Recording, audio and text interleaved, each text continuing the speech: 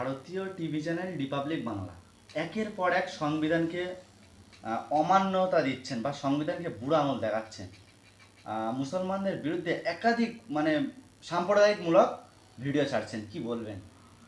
এ বিষয়ে বলতে গেলে প্রথমেই বলতে হবে যে যারা পাহেলগাঁও কাশ্মীরে জঙ্গি হামলা করেছে তাদের দৃষ্টান্তমূলক শাস্তি চাই। আমরা ভারতের আপামর হিন্দু মুসলিম সবাই মিলে দৃষ্টান্তমূলক শাস্তি একেবারে। আর দ্বিতীয়ত হচ্ছে আমরা জানি যে সাংবাদিকতা অর্থাৎ সংবাদ প্রকাশনা জগৎ এটা হচ্ছে মানে চতুর্থ স্তম্ভ বলা হয়, কিন্তু সেই স্তম্ভকে তারা মান্যতা দিচ্ছে না এবং সেটাকে তারা মিসইউজ করে এই মুহূর্তে যেটা আমরা দেখতে পাচ্ছি যে সন্ত্রাসবাদের কোনো ধর্ম হয় না, সে যে কোনো জাতির হতে পারে, যে কোনো ধর্মের, তারা একটা আলাদা ধর্মই, সন্ত্রাসবাদই হচ্ছে আলাদা ধর্ম। তো সেটাকে ইস্যু করে আমরা দেখছি পশ্চিমবাংলায় নয় সারা ভারত জুড়ে, ইভেন কি পশ্চিমবাংলায় কিছু কিছু মিডিয়া একটা হিন্দু মুসলিম ডিভাইড, মানে ইংরেজরা যেভাবে চালু করেছিল নিজেদের গৃহযুদ্ধে বাদিয়ে দিয়েছিল, তেমনই একটা পরিস্থিতি ভারতবর্ষে পশ্চিমবাংলায় বিশেষ করে সৃষ্টি করছে।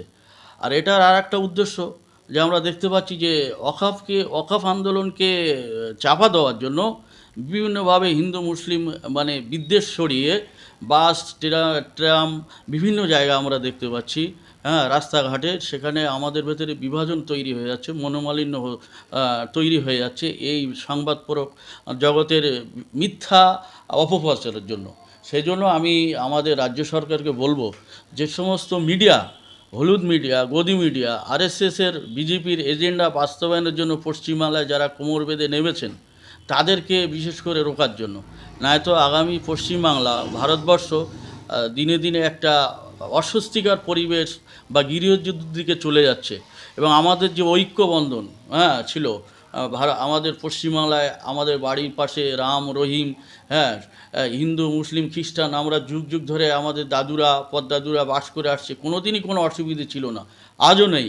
কিন্তু এই সাম্প্রতিক কিছু ঘটনাকে কেন্দ্র করে কিছু কিছু মিডিয়া এমনভাবে প্রকাশ করছে খবরগুলো যাতে নিজেদের ভেতরে বৈরতা সৃষ্টি হচ্ছে এবং সেখানে দেখা যাচ্ছে আমাদের ভেতরে আন্তরিকতা ছেদ পড়ছে।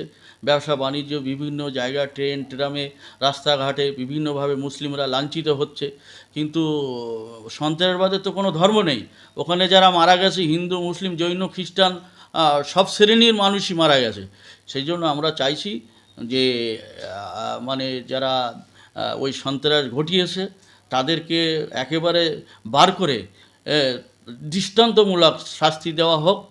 আর এই রিপাবলিক বাংলা বিশেষ করে ময়ূররঞ্জন ঘোষ যেভাবে বিদ্বেষ ছড়াচ্ছে এবং আমাদের ভারতের সংবিধানকে ভায়োলেট করেছে, এবং তিনি বলেছেন যারা সেকুলার, অর্থাৎ আমাদের ধর্মনিরপেক্ষ দেশ, সেখানে বলছে যারা সেকুলার তারা এই দেশ থেকে বার হয়ে যায়, তাহলে এর দ্বারা বোঝা যায় যে ভারতের সংবিধানের ওপর সবথেকে বড় আঘাত তিনি করেছেন।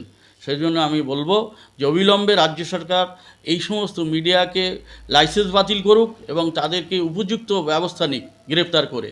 আর নয়তো আগামী দিনে আমাদের পশ্চিমবাংলা বিশৃঙ্খলা সৃষ্টি হবে, তাতে যাতে না হয় আমরা শুভবতী সম্পূর্ণ হিন্দু মুসলিম জৈন খ্রিস্টান সবাই মিলে গণতান্ত্রিক পদ্ধতিতে এই সমস্ত হলুদ মিডিয়ার বিরুদ্ধে আন্দোলন করব। এই যে সাম্প্রদায়িকমূলক মিথ্যা নিউজ ছড়াচ্ছে ভারতীয় রিপাবলিক বাংলা ময়ূররঞ্জন ঘোষ, তারই বিরুদ্ধে কি আগামী দিনে মুসলমান সম্প্রদায়ের কি গণ আন্দোলনে নামবেন? হ্যাঁ, এটা তো শুধু মুসলমানের নামলে হবে না, যারা ধর্ম নিরপেক্ষ এবং ভারতের সংবিধানকে রক্ষার জন্য এই দেশে যুগের পর যুগ, হ্যাঁ, আমরা আমাদের দাদুরা পদ্দাদুরা যারা বাস করে আসছে এবং আমরা এখনও যারা আছি হিন্দু মুসলিম সবাই মিলে, প্রত্যেকেই গণতান্ত্রিক প্রেমী মানুষ, সবাইকে ঐক্যবদ্ধভাবে এই মিডিয়ার বিরুদ্ধে আন্দোলন করতে হবে। কেন একটা মার্ডার করা, একটা খুন করার থেকে একটা মিথ্যে খবর পরিবেশন করা তার থেকে বেশি জঘন্য অপরাধ।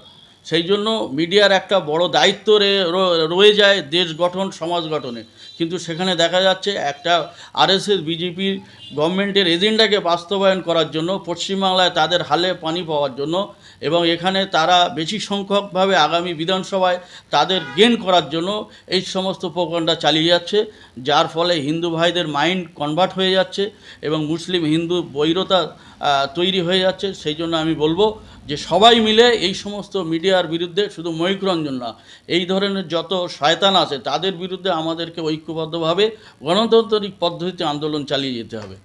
তার জন্য বিভিন্ন থানায় এফআইআরও হয়েছে, হ্যাঁ, আমরা দেখতে পাচ্ছি।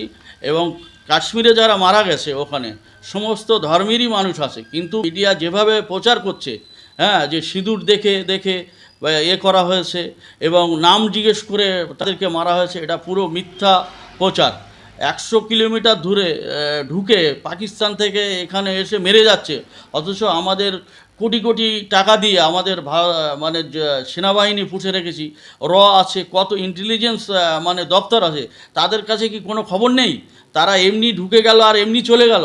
সেই জন্য এটাও খুব নিরপেক্ষভাবে তদন্ত হওয়া দরকার, কারা এই জিনিসটা ঘটিয়েছে, তাদেরকে দৃষ্টান্তমূলক শাস্তি দিতে হবে। আমি আহ্বান করব কেন্দ্র সরকারের কাছে, তাদেরকে খুঁজে দৃষ্টান্তমূলক শাস্তির ব্যবস্থা করা হোক এবং সারা ভারতবর্ষে যাতে মুসলিম হিন্দু সমস্ত রকম যারা কমিউনিটি বাস করে তাদের ভেতরে ঐক্য যে ছিল সেটা যেন আবার ফিরে আসে, এই পরিবেশ তৈরি করা হোক। Thank you. আপনার পরিচয়? আমার পরিচয়, আমি মোহাম্মদ রুহুল আমিন, আমিনপুর। আমি ছোটোখাটো সমাজসেবার সাথে যুক্ত, এটাই হচ্ছে আমার পরিচয়।